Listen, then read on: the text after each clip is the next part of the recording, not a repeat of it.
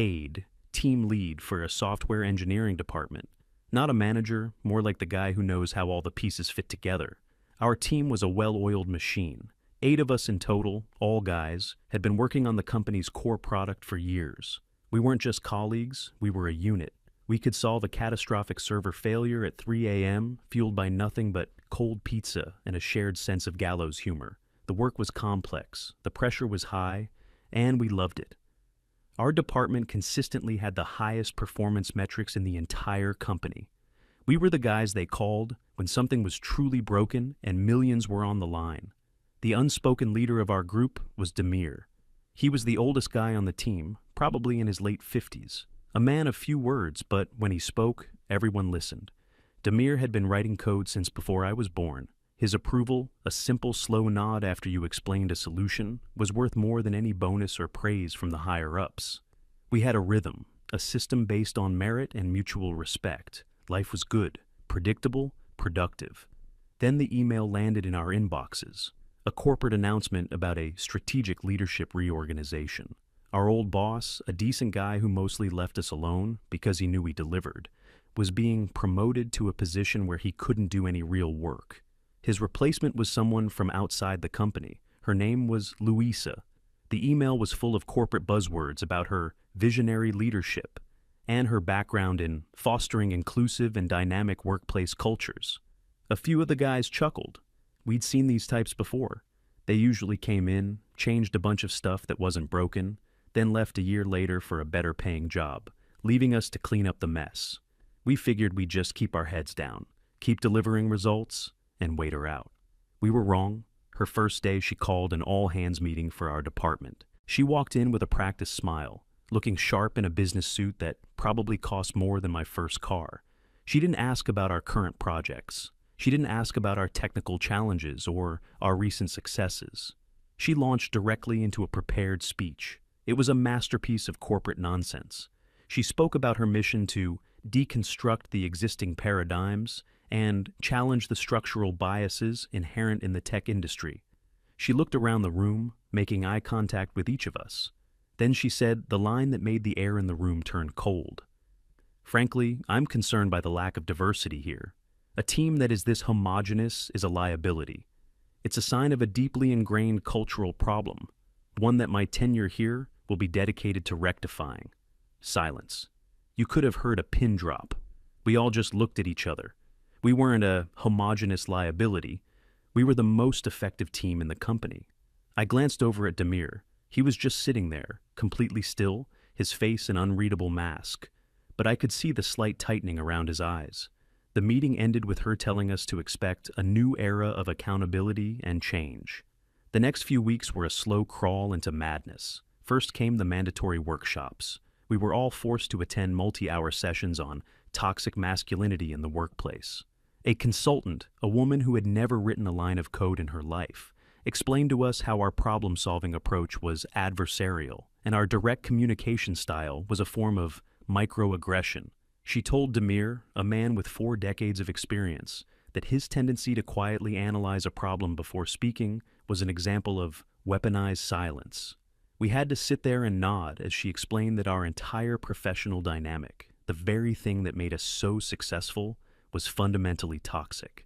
Louisa sat at the back of the room during these sessions, smiling and nodding, as if we were all being enlightened. After the workshops, she started meddling with our process. Our daily stand-up meetings, which used to be a quick 10-minute sync-up on technical blockers, were transformed into 45-minute emotional check-ins. We had to talk about our feelings regarding the project.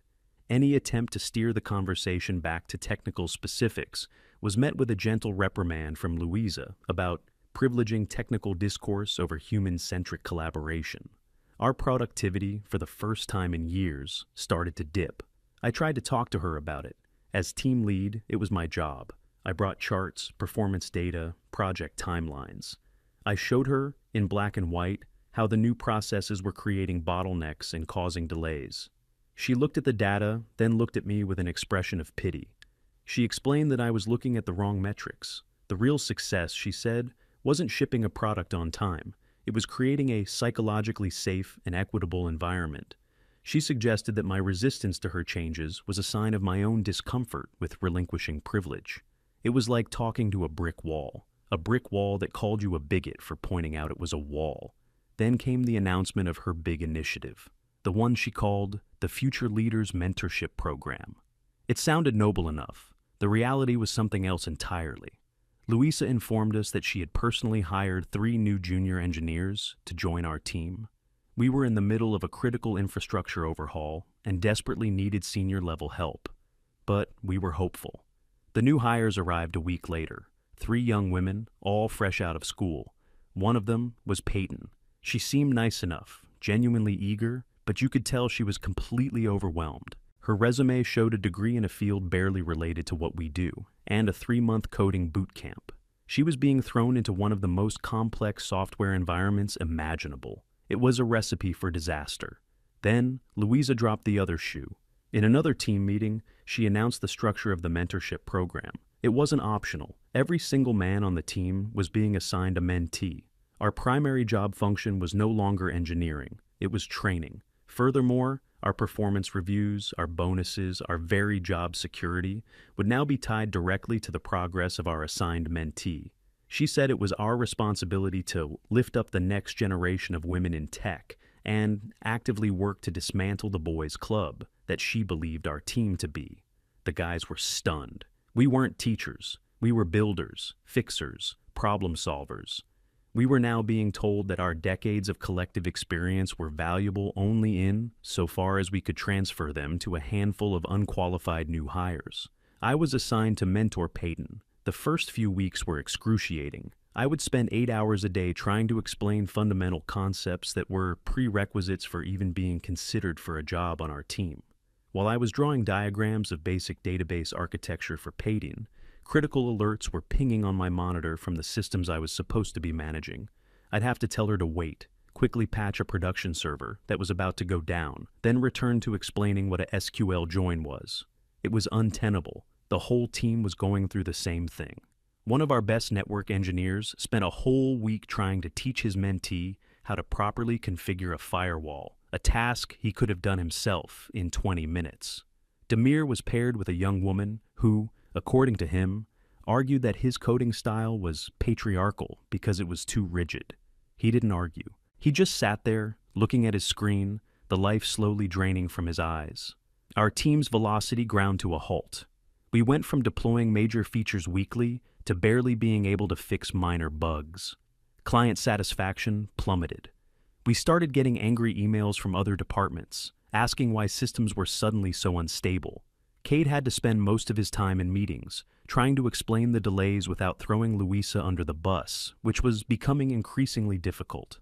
Louisa, meanwhile, was treating the program as a landmark success. She was sending out company-wide emails celebrating the vibrant new energy in our department. She took pictures of us working with our mentees and featured them in the corporate newsletter under the headline, "This is what change looks like." She was completely insulated from the reality of the situation. In her mind, the chaos and failure were just the necessary side effects of progress. The atmosphere on the team had changed completely. The easy camaraderie was gone, replaced by a shared, quiet frustration. Lunches became the silent affairs. The jokes stopped. We were all just tired of fighting a battle we couldn't win, tired of being told our competence was a form of oppression. One evening, a few of us were working late. A major system had crashed, and it was all hands on deck. The mentees had all gone home hours ago, of course.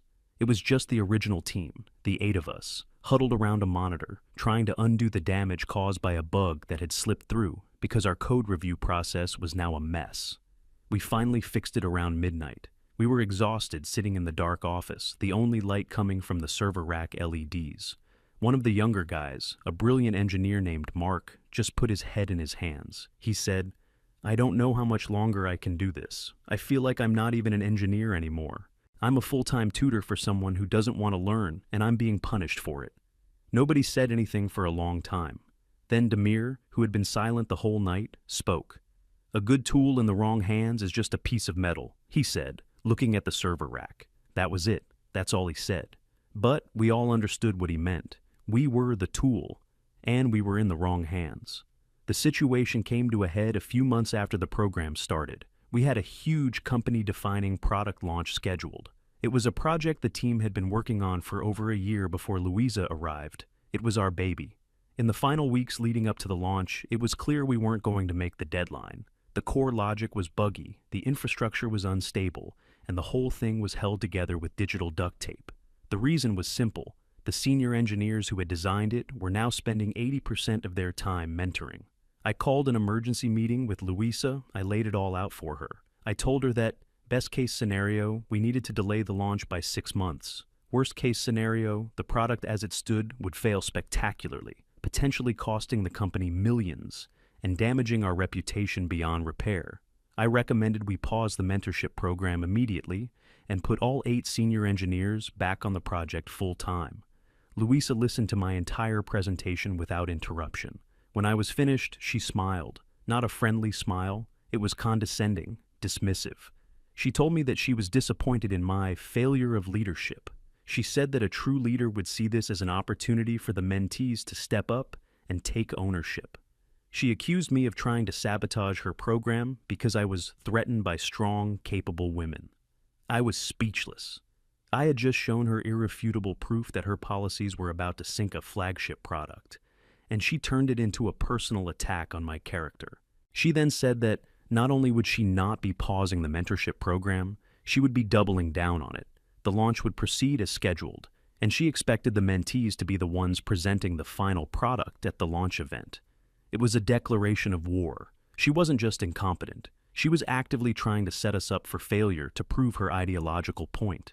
I walked out of her office and went straight to the team's area. I told them everything. The look on their faces was something I'll never forget.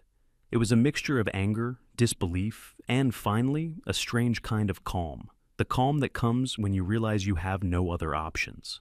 The launch was 2 weeks away. We didn't try to be heroes. We didn't pull all-nighters to try and save the project. We knew it was pointless. Instead, we did exactly what we were told to do. We mentored. We patiently answered questions. We walked the new hires through the code they didn't understand. We watched as they, with the misplaced confidence of inexperience, made critical mistakes. We documented everything. Every bug they introduced. Every warning we gave that was ignored. Every time we suggested a correct approach and were overruled by a mentee who had read a blog post and thought they knew better. Payton, to her credit, seemed to realize she was out of her depth.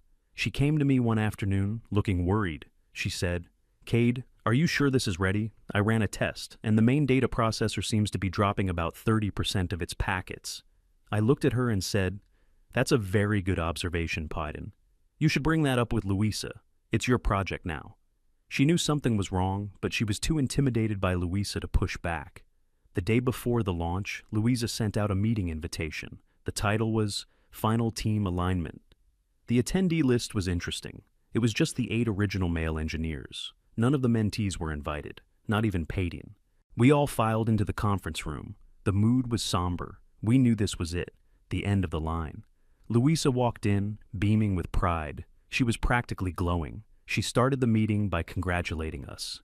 "Gentlemen," she began, "I want to personally thank you. What you have accomplished over these past few months is truly revolutionary." We just stared at her. She went on, "You have successfully transferred your institutional knowledge to a new, diverse generation of talent. You have proven that men can be powerful allies in the fight for workplace equity." She paused for dramatic effect, letting her words hang in the air. "Your mentees are ready. They are the future of this department, and now we have reached the final, most important phase of this transition." She looked at each of us, her smile unwavering. "To truly complete this cultural reset and make space for the new talent you've so wonderfully cultivated, I need you to take one last step. I need you to demonstrate the ultimate act of allyship. I expect all of your letters of resignation on my desk by the end of the month." There was a profound, ringing silence in the room. It wasn't an empty silence. It was heavy. We were 8 men who had spent years communicating in grunts, nods, and technical shorthand. And in that moment, we were having the most articulate conversation of our lives without saying a single word.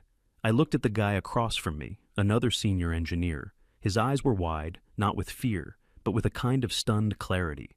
Louisa's smile was still plastered on her face, but it was starting to look strained. She had expected applause, or at least a solemn, respectful acceptance of her decree. She was getting nothing, just the dead, flat sound of a ventilation fan. The air was thick with unspoken contempt. She had just asked us to spend months of our lives training our own replacements, only to commit professional suicide for the sake of her ideology.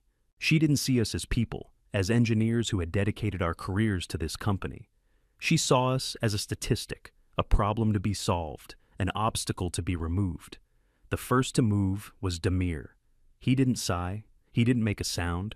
He simply blinked once, slowly, as if waking from a long dream. Then, with a deliberation that felt ancient and powerful, he reached into his shirt pocket and pulled out his company ID badge.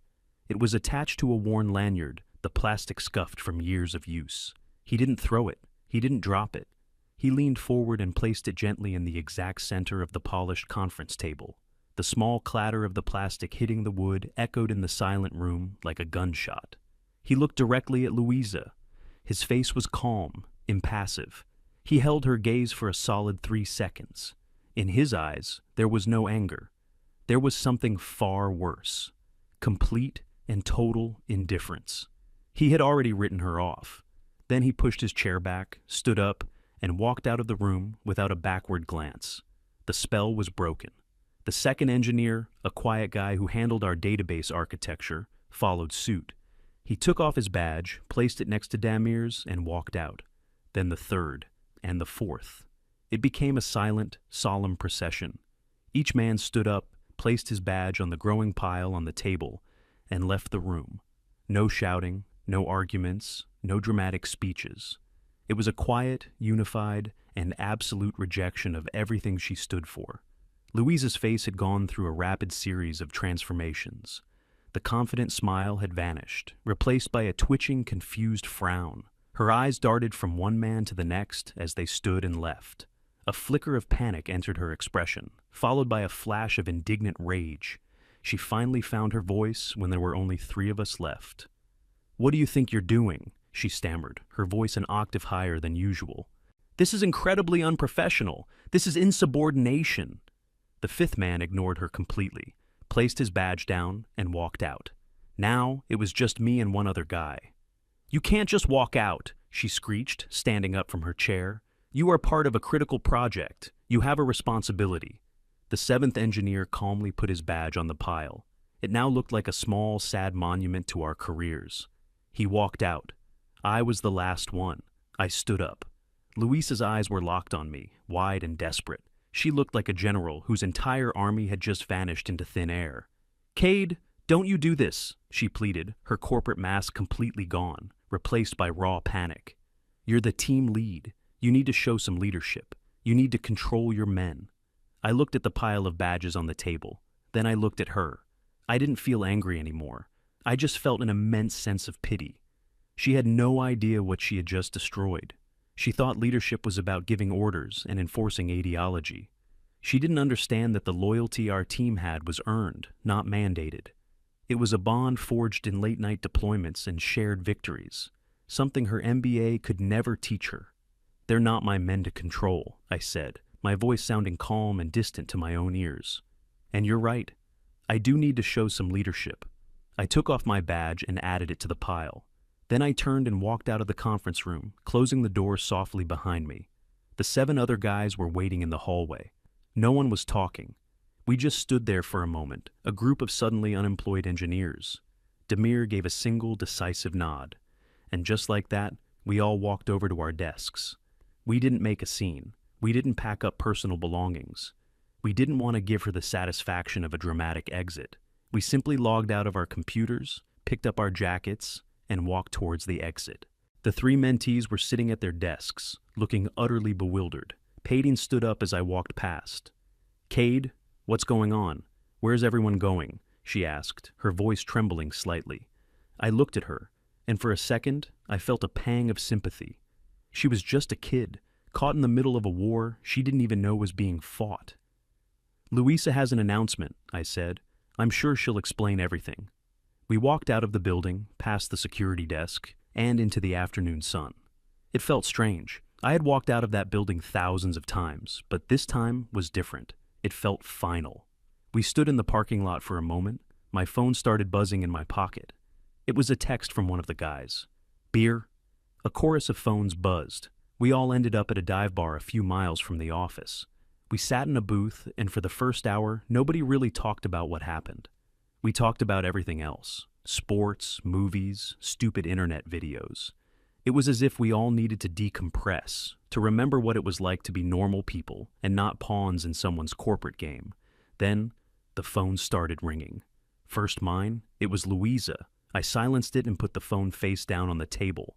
Then, another guy's phone rang. It was HR. He silenced it. One by one, our phones rang. Louisa, HR, the director of our division. We all ignored them. We made a pact right there in that booth. No one talks to them. No one answers. We left as a team. We deal with the fallout as a team. Our quiet act of defiance had turned into a full-blown strike. We found out later what was happening back at the office. Louisa, after her initial shock, had apparently gone into full damage control mode. She called an emergency meeting with the 3 mentees and told them that the senior team had been let go due to their inability to adapt to a modern, inclusive workplace. She told them that this was their chance to shine, that the company was now theirs to lead. She probably believed it too.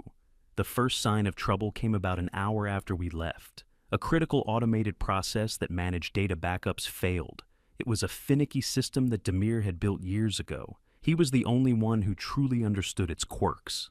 An alarm started blaring in the server room. The mentees, according to an anonymous email I got from a friend in another department, started to panic. They had no idea what the alarm even meant. Louisa, in her infinite wisdom, told them to just turn it off. It's like telling a fire crew to just unplug the smoke detector. Things escalated from there. By the end of the day, the unstable code for the new product launch had started to cascade into other systems. The bug Payton had noticed, the one that was dropping 30% of data packets, turned out to be the tip of the iceberg. The new code was so poorly integrated that it was actively corrupting the main user database.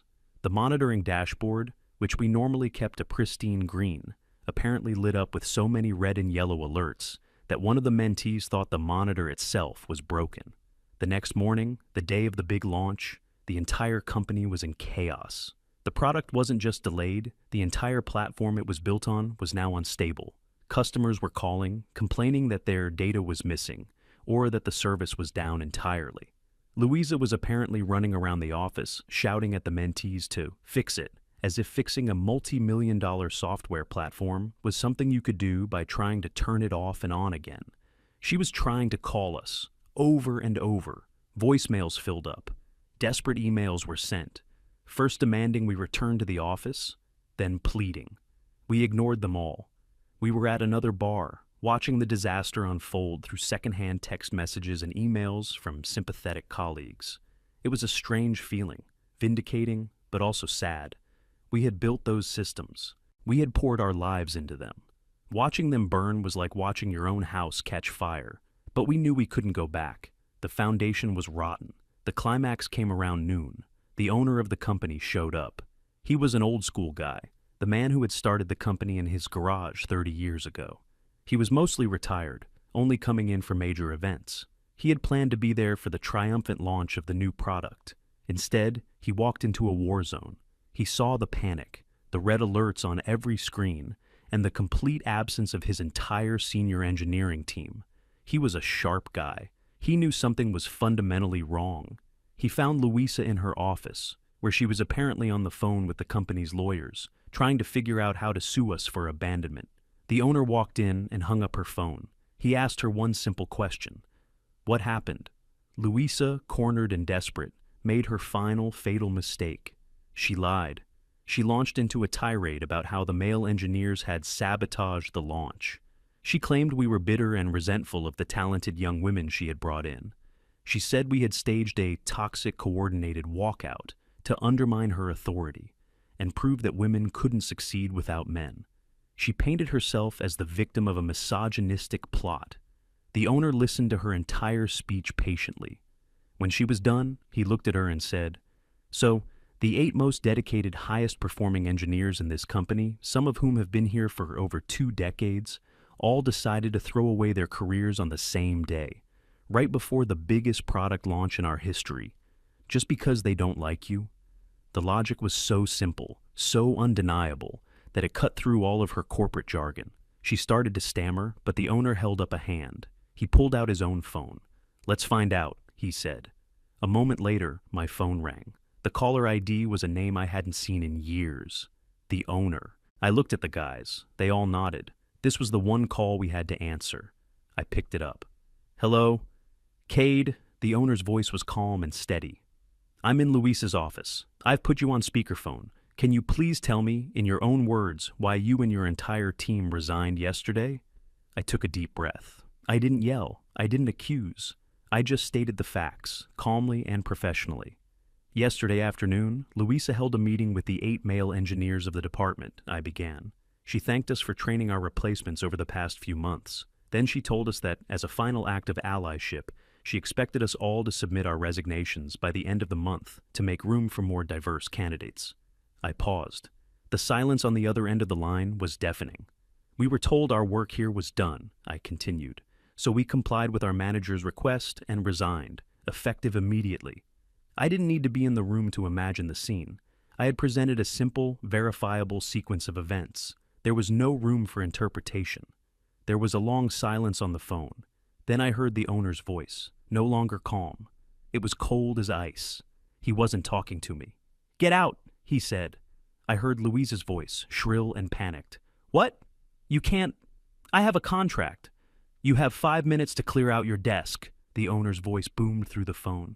"If you are still in this building after 5 minutes, I will have security escort you out. You are fired. Get out of my company." I heard a sob, and then the sound of a door slamming. The owner came back on the line. His voice was weary. "Cade," he said, "I am so sorry. I had no idea this was happening." "We know," I said. "You've always been fair with us." "I need you back," he said bluntly. "I need your whole team back. The platform is in shambles. This is a complete catastrophe." "I don't know," I said honestly. "A lot of damage has been done." "Whatever it takes," he said, his voice firm. "I'm authorizing an immediate 20% salary increase for every single one of you, effective today. All of those ridiculous HR initiatives are gone. The mentorship program is terminated. The new hires will be reassigned to a proper entry-level training program where they belong." He took a breath. "And once you get the system stable, the whole team gets a full month of paid vacation, on the company. Go somewhere warm. I don't care. You've been through hell."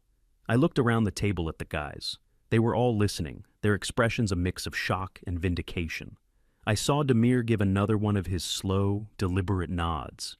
That was all the answer I needed. "Okay," I said into the phone. "We're on our way." We walked back into that office like a conquering army. The atmosphere was electric. People from other departments were staring. The news had already spread. We ignored them. We walked straight to our old desks, which were exactly as we had left them. The server room alarm was still blaring. The monitors were all still red. We logged in. And we got to work. It took us less than 3 hours to stabilize the entire platform. Demir fixed his backup system in about 10 minutes. Another guy patched the database corruption. I rolled back the buggy code from the new product. By the end of the day, the alarms were silent. The monitors were green. It was like it had never happened. We saw Paytine on our way out. She looked small and defeated. She came up to me and said she was sorry. She said she had no idea what Luisa was planning. I told her it wasn't her fault. I told her to stick with the real training program and she'd be a fine engineer one day. She actually looked relieved. The next Monday, all 8 of us were on a plane to Hawaii. The company paid for everything. We spent the next month doing absolutely nothing related to computers. It was the best work trip I've ever been on. We heard through the grapevine what happened to Luisa. After being fired, she apparently rebranded herself. She's now a successful diversity and inclusion consultant. She hosts webinars and gives keynote speeches about her experience, bravely confronting a toxic patriarchal culture in big tech. Apparently, she uses our story as a case study. I guess in her version, she's the hero. I don't really care. She can have her story, I have mine, and I have my team. And that's all that matters.